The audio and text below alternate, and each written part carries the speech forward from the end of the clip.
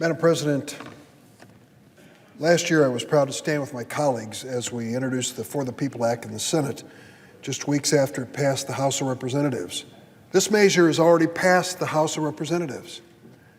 If you took Civics 101, they explained that after the House took action on a measure, it came here. So the obvious question is, what happened to it? It's been a year. It must be here somewhere.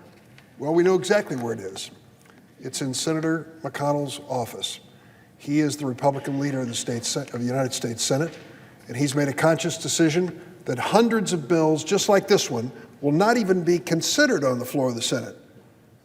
It isn't that he doesn't have a majority, he does. But he doesn't want us to even debate or discuss these bills before the American people. This United States Senate once enjoyed the reputation as the world's most deliberative body, which meant we came here, debated, argued, and voted on things like amendments and bills like this one. Last year in the United States Senate, the calendar year 2019, we considered exactly 22 amendments in the entire year. 22 amendments in 1 year in this Senate. 6 of them offered by Senator Paul with a gun to our heads, who said, if you don't give me a vote on my amendment, you can't go home. All 6 of his amendments were defeated, but that just gives you an example of why there is so little activity and why this floor is so empty so many times. In fact, this floor has become a museum piece where bystanders and witnesses and spectators can come in, sit in the galleries, and look down on the desks that used to be occupied by senators who debated and voted. We don't do that anymore. Instead, we consider one after the other of judicial nominations. I'm not going to get into that issue because it's been touched on already. But my contribution to this For the People Act goes to the heart of political campaigns. If you don't think American political campaigns are long enough, if you'd like us to be on television a few more months each year, hang on tight, it's coming. If you don't think enough money is being spent on American political campaigns, hang on tight because more is coming. And if you want to reach the point where we have no idea where most of the money's coming from that funds these campaigns, hang on.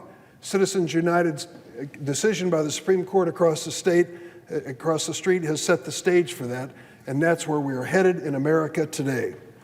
My proposal for fair elections now moves in exactly the opposite directions.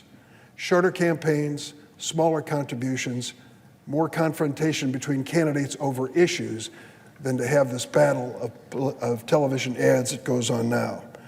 My act would create a voluntary small donor public financing system for Senate candidates who agree to raise only small dollar contributions. I know it's a dream, but think about what it would do to change American politics. Here's how it would work. Qualified Senate candidates would receive grants based on their state's population, 6-to-1 matching grants for contributions that they get of $200 or less, smaller contributors, and vouchers for purchasing television advertising and other social media. Once candidates reach the maximum amount of matching funds they receive, they continue to raise an unlimited amount of contributions of $200 or less, a $200 cap on contributions. They can also raise money from small donor political action committees, known as people PACs, which allows citizens to make their voices heard by aggregating just small contributions, no big hitters. The Fair Elections public financing system would elevate the views and interests of a diverse group of Americans, rather than the traditional wealthy class. And we would pay for it without spending a dime of taxpayers' dollars. Our system would be financed with assessments on wealthy bad actors and industry law breakers. In the 2018 midterm elections, the price of victory for a successful House congressional candidate averaged about $2 million. And 35 Senate candidates who won in 2018 spent an average of $15.7 million apiece. If we don't rein in the cost and length of campaigns, shame on us. We've got to reclaim the reputation of this great Congress and the United States Senate, and it starts with the way we finance our campaigns. In addition to the Fair Elections Now Act, this bill has measures to increase access to the ballot box, strengthen election security, improve oversight in our campaign finances, and remove corruption from office. I think it is outrageous that we live in an America where people are dreaming up ways to restrict and restrain people's right to vote. If there's anything fundamental to a democracy, it is the vote of those legally entitled in America. I've been in this business for a while. I started off by losing a few elections. I didn't enjoy a moment of that. But there was a notion that at least the American people had spoken in those elections, and I accepted the verdict of those people. They've come back and given me a few chances since to be in public service. Let's make sure the American people have the voice, the most important voice in this process, through their right to vote. Keep foreigners out of the process, put Americans into them, and don't make it hard to vote. Make it easy for those who are legally entitled to vote. Madam President, I yield the floor.